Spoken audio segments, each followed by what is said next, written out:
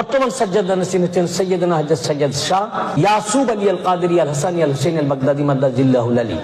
ইয়াসুব এই নামটা মৌলা আলী আলাইহিস সালামেরও নাম পাক, এটা উনারও নাম পাক ইয়াসুব, ইনারও এই নাম পাক।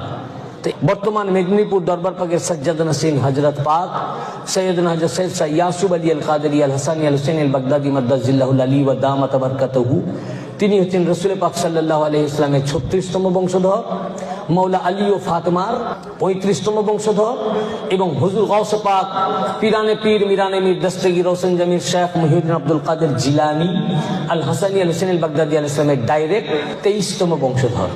আমি ওই দরবারের গোলাম। আমি আমার পরিচিতি দিতে গিয়ে এটা বললাম, আমার যা কিছু শিক্ষা ওনাদের থেকে। না দেখলে বুঝতে পারবেন না যে আহলে বাইত কাকে বলে। ওনাদের চেহারা মোবারক নূর, দেখলেই বোঝা যাবে। কারণ ওনার চোখের দিকে তাকিয়ে কথা বলতে পারেন কিনা। আমি ওই দরবারের গোলাম ও খাদেম, এরপরও আমি হুজুর পাকের সাথে কথা বলার সময় মাথা নিচু করে কথা বলি, তাকিয়ে বলতে পারি না। চেহারা নূর তো রওশন, আলোর দিকে তাকানো যায় নাকি? এটা আমার মুখের কথা, আপনারা অনুভব করতে পারলেন না, কিন্তু যেদিন দেখবেন সেদিন অনুভব করতে পারবেন।